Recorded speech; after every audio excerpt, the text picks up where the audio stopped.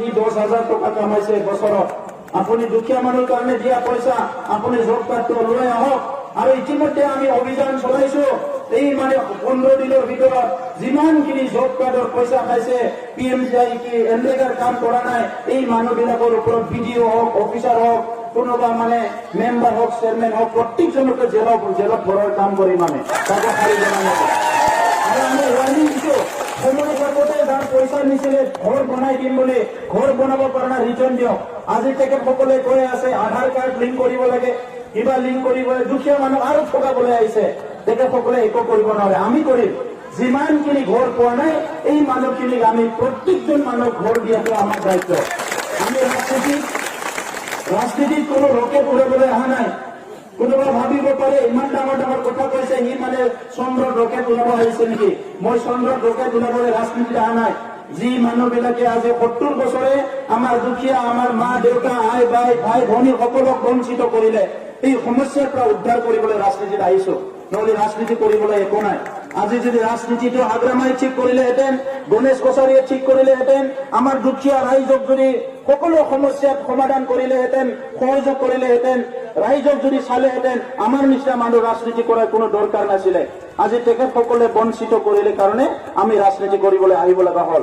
আজি তেখেতসকলে কৈছে কি BTR চুক্তি ভাল নহয়, 3খনকৈ ইউনিভাৰ্চিটি উত্তৰ পূৰ্বাঞ্চলত কতো তেনেকুৱাকৈ 3খন ইউনিভাৰ্চিটি নাই। এখন আছে এখন ৰাজ্যত, আমাৰ 4খন ইউনিভাৰ্চিটি হবলৈ গৈ আছে। আমাৰ প্ৰত্যেকটো জিলাত চাই চেণ্টাৰ হ'ব, স্পৰ্টছ অথৰিটি অফ ইণ্ডিয়া। আমাৰ ল'ৰা ছোৱালীয়ে খেলাৰ দিশত বহুত আগুৱাই যাব। স্পৰ্টছ ইউনিভাৰ্চিটি হ'ব আমাৰ ইয়াত, মেডিকেল কলেজ, কেঞ্চাৰ হস্পিটেল। আমি এই কেঞ্চাৰ হস্পিটেলটো কিয় দাবী কৰি আনিছো যে আমাৰ মানুহবিলাকৰ বহুত কেঞ্চাৰ বেমাৰ হয়। কেঞ্চাৰ বেমাৰ হলে ৰোগী এজনে তাৎক্ষণিকভাৱে বহুতে মৰি নাযায়। এই বেমাৰ চাওঁতে চাওঁতে চাওঁতে দুখীয়া মানুহৰ ঘৰ, মাটি বাৰী চব বিক্ৰী যায়।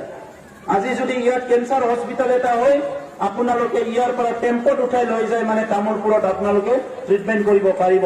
এই কথাটো কিয় BPFে আগতে নাভাবিলে? তেখেতসকলৰ MLA মন্ত্ৰীবিলাকে কিয় নাভাবিলে? আজি বড়োমাত যদি চেণ্ট্ৰেল ইউনিভাৰ্চিটি হয়, আমাৰ এই মহৰী পৰা এজন ল'ৰাই বাইক লৈ যায়, বড়োমাত মানে চেণ্ট্ৰেল ইউনিভাৰ্চিটিত পঢ়িব পাৰিব।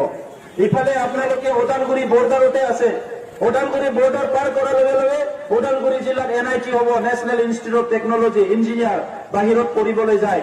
আমাৰ ল'ৰা ইয়াতে হায়াৰ ছেকেণ্ডাৰী ভাল ৰিজাল্ট কৰিলে তাত পঢ়িবলৈ যাব পাৰিব। আৰু ইয়াৰ লগতে আমাৰ অঞ্চলৰ পৰা ডক্টৰ ইঞ্জিনিয়াৰ নহয়, বহুত বছৰৰ এজন ডক্টৰ হয়, বহুত বছৰৰ এজন ইঞ্জিনিয়াৰ হয়। এই কাৰণে আমি ঠিক কৰিছো, UPPL চৰকাৰ অহাৰ লগে লগে প্ৰত্যেক বছৰত 500জন ল'ৰা ছোৱালীক ডক্টৰ হবলৈ আমি সহায় কৰিম। আমি চৰকাৰীভাৱে আমি টকা পইচা দি তেখেতসকলক ডক্টৰ হবলৈ, আমি ইঞ্জিনিয়াৰ হবলৈ সহায় কৰিম। প্ৰত্যেক বছৰত 100জন ল'ৰা ছোৱালীক চিলেক্ট কৰি তেখেতসকলক IAS আৰু IPS কাৰণে কোচিং কৰাৰ ব্যৱস্থা কৰিম। তেখেতসকলে দিল্লীত ৰাখিব লাগে, গুৱাহাটীত ৰাখিব লাগে, য'ত ৰাখিব লাগে, যেনেকে কোচিং দিব লাগে দিম। মুঠতে 5 বছৰত 100জন ল'ৰা ছোৱালী আমাৰ ভালকে IAS IPS ACS পৰীক্ষা দিব পাৰিব লাগিব। আমাৰ অঞ্চলতো মানৱ সম্পদ উন্নয়ন হ'ব লাগিব। আজি আমাৰ অঞ্চলত বহুত মিস্ত্ৰী আছে, বহুত দৰ্জী আছে, বহুত খেতিয়ক আছে। এই সকলক যদি অলপ অলপ সহায় কৰা যায়, তেখেতসকলে কালি বহুত আগবাঢ়ি আহিব। বহুত ল'ৰা ছোৱালী আছে টকাৰ অভাৱত মেট্ৰিক পাছ কৰি পঢ়িব পৰা নাই, হায়াৰ ছেকেণ্ডাৰী পাছ কৰি পঢ়িব পৰা নাই, গুজৰাট হাৰিয়ানাত যাই হাজিৰা কৰি আছে। এতিয়া লকডাউনত নিজৰ ঘৰত আহিছে, কাম নাই। সেইকাৰণে আমি ঠিক কৰিছো 5 বছৰত অন্তত 5 লাখ মানুহক সংস্থাপন দিয়াৰ ব্যৱস্থা কৰা হ'ব, 5 লাখ। আৰু এইটো কোনোবা ক'ব পাৰে ইহঁতে ক'ৰ পৰা দিব এই 5 লাখটো? আমি ইয়াৰ কাৰণে অলৰেডি যোজনা, প্ৰজেক্ট, স্কিম অলৰেডি তৈয়াৰ কৰি থৈ দিছো চৰকাৰ অহাৰ লগে লগে। আজি BPF চৰকাৰে এই 17 বছৰত যদি 1000 মানুহ যদি মুৰ্গী পালন কৰিবলৈ শিকালে হয়, 1000 খেতিয়কক যদি খেতি কৰিবলৈ ভালকে হেল্প কৰিলেহেঁতেন, 500টা মানে সেল্ফ হেল্প গ্ৰুপক যদি কাম কৰিবলৈ সহায় কৰিলেহেঁতেন, আজি হাজাৰ হাজাৰ আমাৰ ইয়াত এণ্টাৰপ্ৰিনাৰ ওলাই গলহেঁতেন, নিজৰ ভৰিত থিয় দিব পৰা মানুহ। ৰাইজে কষ্ট কৰিব পাৰে, মহিলাসকল কষ্ট কৰিব পাৰে, কিন্তু উপাৰ্জন কৰাৰ ৰাস্তাটো দিব পৰা নাই। এইকাৰণে আমি ঠিক কৰিছো প্ৰত্যেকটো সাব ডিভিজনত এটা মহিলা মাৰ্কেট হ'ব। এই মাৰ্কেটটোৱে মহিলাৰ কাৰণে, মহিলাই কিনিব, মহিলাই বেচিব, যি প্ৰডাকশ্যন কৰে মহিলাই কৰিব। নহলে এতিয়া কি হৈছে কি আমাৰ মাৰ্কেটত যাই পেলাই মহিলা বেছি সময় দোকান দি থাকিব নোৱাৰে, চবে মানে পুৰুষে হয়। কিন্তু ঘৰত কোনে আজি অকল পুৰুষে অকলে কামালে নহব, এজন মানুহ কামাই পেলাই যদি 3জন মানুহ যদি বহি খায় ঘৰৰ অৰ্থনীতি কেনেকে আগবাঢ়িব? মহিলা আৰু পুৰুষ সমান সমান ইনকাম কৰিব লাগিব। আজি মহিলাসকলৰ বহুত সমস্যা আছে, নিজৰ ঘৰ চোৱা, ল'ৰা ছোৱালী চোৱা। পুৰুষেতো আৰু পইচা কামাব যায়, বাকীখিনি চব মহিলাক এৰি দিয়ে। গতিকে মহিলাকো অৰ্থনৈতিকভাৱে আগুৱাই নিয়াৰ কাৰণে কিছু কাম কৰিব লাগিব। সেই লগে লগে আজি মহিলাপাৰা অঞ্চলৰ উন্নয়নৰ ক্ষেত্ৰত বিশেষকৈ ইয়াত PHC এখন আছে। এই PHC খন মানে 30 বেডেডত আপগ্ৰেড কৰাৰ কথা ৰাইজে কৈ আছিলে। মোকো আমাৰ দলৰে মানে চিনিয়ৰ নেতাসকলে, এই অঞ্চলৰ বয়োজ্যেষ্ঠসকলে কৈছে কি হস্পিটেলটো মানে আপগ্ৰেড কৰিব লাগিব। আমি ঠিক কৰিছো যে এটলিষ্ট এটা সাব ডিভিজনত আৰু এটা চাৰ্কলত এখন হস্পিটেল থাকিব লাগিব, য'ত ICU থাকিব, অপাৰেশ্যন কৰিব পৰা ব্যৱস্থা হ'ব লাগিব। তেতিয়াহে আমাৰ দুখীয়া গৰীব মানুহৰ অলপ সহায় হ'ব। নহলে প্ৰাইভেট হস্পিটেলত আজি ট্ৰিটমেণ্টে কৰিব নোৱাৰে। ইয়াৰ লগতে এই অঞ্চলৰ এটা ভাল শিক্ষাৰ অনুষ্ঠান আছে, যিটো উত্তৰ বেটনা হাইস্কুল। এই হাইস্কুলখন হায়াৰ ছেকেণ্ডাৰী কৰাৰ কথা কৈ আছে, আৰু আমাৰ চৰকাৰ অহাৰ লগে লগে আমি এইটো হায়াৰ ছেকেণ্ডাৰী কৰিম।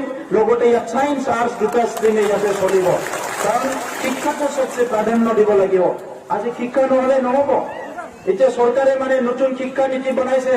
এই শিক্ষা নীতিত নতুন নতুন ছায়েন্স কলেজ বনোৱাৰ কথা কৈছে, কিন্তু আজিলৈকে সেই ছায়েন্স কলেজ বিলাক কি কৈছে, আজিলৈকে কি কৈছে, আৰ্টছৰ লগত ছায়েন্স সাবজেক্ট দিয়াৰ কথা কৈছে।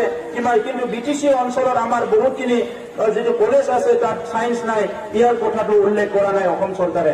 আৰু ইয়াত BPF অসম চৰকাৰৰ লগত তেখেতসকলে যিহেতু এলায়েন্স পাৰ্টনাৰ, এই কথাটো ক'ব লাগিছিলে যে আমাৰ ইয়াতো যিখিনি আৰ্টছ কলেজ আছে ইয়াত ছায়েন্স সাবজেক্টটো ইন্ট্ৰডিউচ কৰিব লাগে, ছায়েন্স ডিপাৰ্টমেণ্টটো। তেখেতসকলে নকৰিলে। সেইকাৰণে আমি ঠিক কৰিছো, আজি ছায়েন্সৰ বিজ্ঞানৰ যুগ বুলি কয়, আজি নহয় বহু বছৰৰ পৰা বিজ্ঞানৰ যুগ আৰম্ভ হৈছে। কিন্তু ইয়াত ছাত্ৰ ছাত্ৰী বিজ্ঞান পঢ়িবলৈ আমাৰ কলেজে নাই, কেনেকে হ'ব? চব যিমানখিনি কলেজ আছে, য'ত আৰ্টছ আছে তাত ছায়েন্সো থাকিব লাগিব, আৰু ইয়াৰ লগত কমাৰ্চো ইয়াতে আনিব লাগিব। আৰু 100খন বিদ্যালয় আমি স্থাপন কৰিব ওলাইছো, য'ত নেকি স্কুল কলেজ এৰা ল'ৰা ছোৱালী সকলে জীৱিকাৰ কাৰণে কিবা এটা শিকিব পাৰে। তেনেকুৱা 100খন বিদ্যালয় স্থাপন কৰা হ'ব। তেতিয়াহে আমাৰ ল'ৰা ছোৱালীয়ে কাম বিচাৰি পাব। নহলে আজি কি হৈছে, আৰ্টছ গ্ৰেজুৱেট বহুত হৈছে, শিল এটা মাৰিলে তাৰ মূৰত পৰব, সি কৰিব আৰ্টছ, মই আৰ্টছত BA পাছ কৰিছো। শিল এটা মানে কাৰোবাৰ মূৰত মাৰি দিলে ডেকা ল'ৰা ছোৱালীৰ ই ক'ব মই মানে BA পাছ কৰি বহি আছো। বহি কিয় থাকিব লগা হ'ল? কিবাটো কাম পাব লাগিছিলে। আমাৰ পাঠ্যক্ৰম বিলাক চেঞ্জ কৰিব লাগিব, যাতে কিবা এটা কাম ওলাই ল'ব পাৰে। তো এইখিনি কথা ক'লো।